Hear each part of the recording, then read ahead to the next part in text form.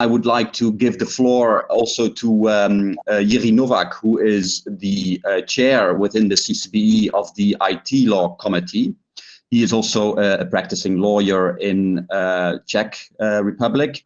And yes, he will also tell a little bit about the recent CCBE policy in this field. So Jiri, the floor is yours. Well, thank you, Simone, dear Commissioner, dear colleagues, ladies and gentlemen. I have to say I'm glad to hear the kind words of my previous speakers, Minister Lambrecht and Commissioner Reinders. It really seems that digitalization is on a good path, and that's good to hear. And that is especially because CCBE has always welcomed the EU initiatives on the digitalization of justice. It, from the point of view of lawyers, it allows us to organize our work more efficiently. And thanks to digitalization, we can become more productive and remove the burden of non-productive time that we have to spend in order to properly provide legal services. Just to give you an example, having to go to a court to see the file while the file could have been accessed online, that's 2 hours of non-productive time. Having to travel to prison to consult the case with the client while we could discuss it online, again, non-productive time that we have to spend on the way there and back. As Christine Lambrecht just noted a few minutes ago, digitalization can provide us, the lawyers, with more time for our core activities than only human lawyers can do. And perhaps that would allow a better access of citizens to justice by allowing them easier access to legal advice. Especially in the pandemic times that we are experiencing right now, the digitalization, I believe, even allows for access to justice as such. Just imagine the mere possibility to hold a court hearing online and solve a case and bring justice would just not be possible even a few years ago if courts would have to close down due to a pandemic situation.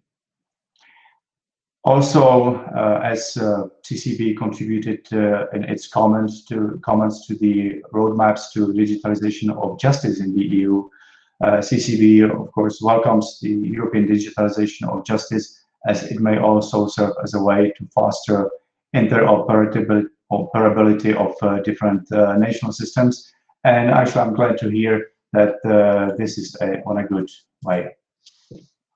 Well as digitalization may be a great servant, it may also become a fearful lord.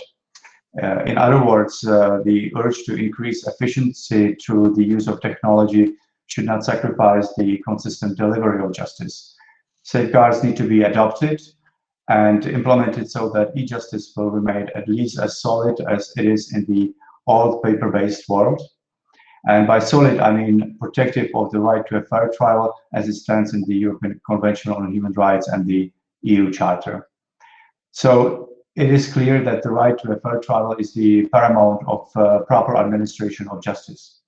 But the e-justice, at least from the point of view of a lawyer, also needs to consider other requirements and obligations in terms of, for example, deontology, data protection, professional liability, professional secrecy, and so on. And just to give you a few examples of the current obstacles that lawyers face and, well, therefore their clients face, I can mention that, for example, in order to provide a good service to clients, lawyers will need to have tools to access electronic evidence and will have to be able to do so in a cross-border context. And there's no reason to exclude lawyers from these developments.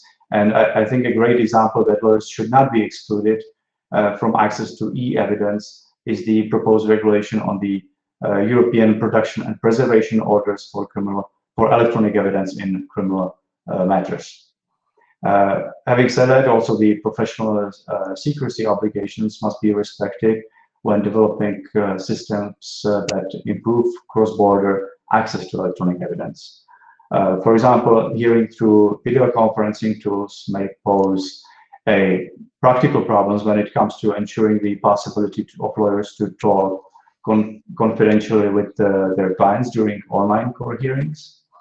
Those solution may be found in the amendments to the regulations on the service of documents and taking of evidence in civil and commercial matters, and well, even importantly, the possibility to consult confidentially with clients during an online hearing comes to place in criminal matters. Just outside of the scope of, let's say, a procedural point of view, I can mention that the still existing limited technical capabilities of authorities when verifying electronic signatures or electronic stamps from other EU countries. That may cause the refusal of submission made by a lawyer from another member state just because the signature on the document may not be automatically verified.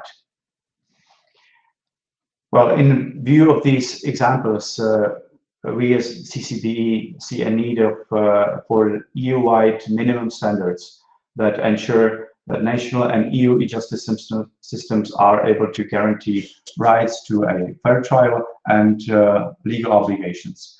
These standards should also take into account the specific needs of all stakeholders involved, and including of those of lawyers. And why lawyers? Well, there are basically three key players in the administration of justice. It's the state, or perhaps I should say the judicial authorities represented by the courts, the public prosecutors, police, even the prison service can be included.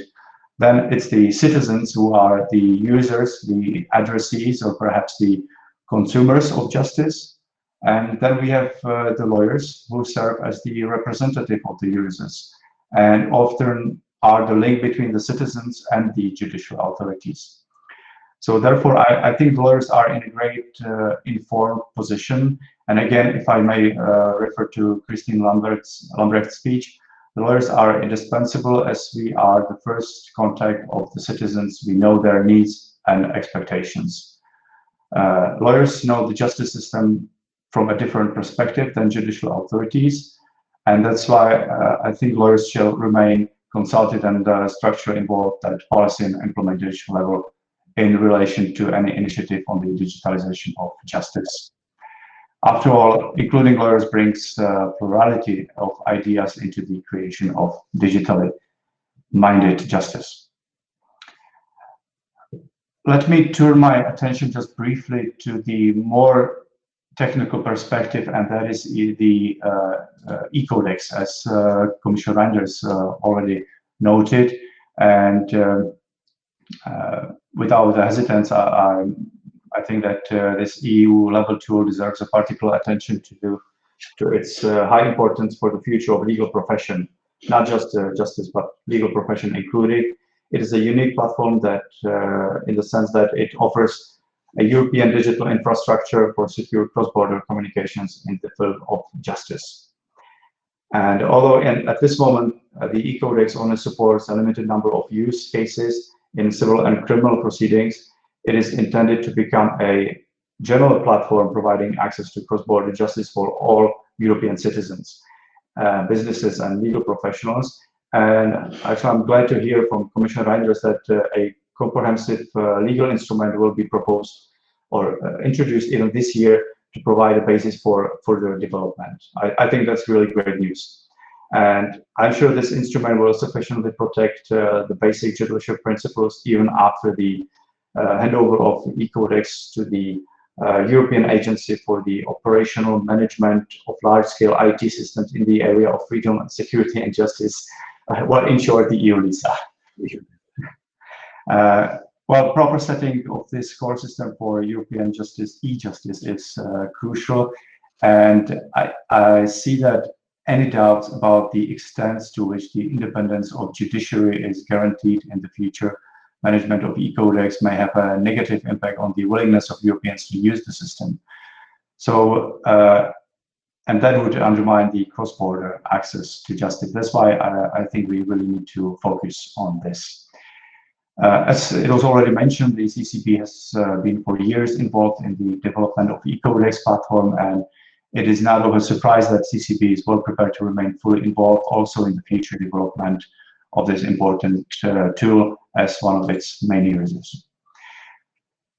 Well, I have not specifically mentioned the needs connected to the use of artificial intelligence or perhaps the complex algorithms. However, CCBE is well aware of the white paper on AI. We have provided our views on this topic and keep monitoring the development, not just on the EU level, but also as an observer member of CAHI, working group of the Council of Europe, and of course, other initiatives. Another issue that is currently in our viewfinder is the use of cloud services by lawyers and the protection of client confidentiality that becomes relevant here, but more to come on this later on. Well, let me finish by reminding that just 2 days ago, we have celebrated the European Lawyers' Day on the occasion of 60 years of CCBE. This year's topic was on the theme of continuity of justice and respect of human rights in times of pandemic. Indeed, all of us are somehow influenced by the COVID-19 situation, and some, perhaps the majority of us, may see this as the most worrying situation of our lifetime. But perhaps we could also see it as an accelerator to what has been in our minds and our desk for some time already, and that is the digitalization of justice. Thank you. Many thanks, Jiri, for also giving these more practical comments from a practitioner's point of view.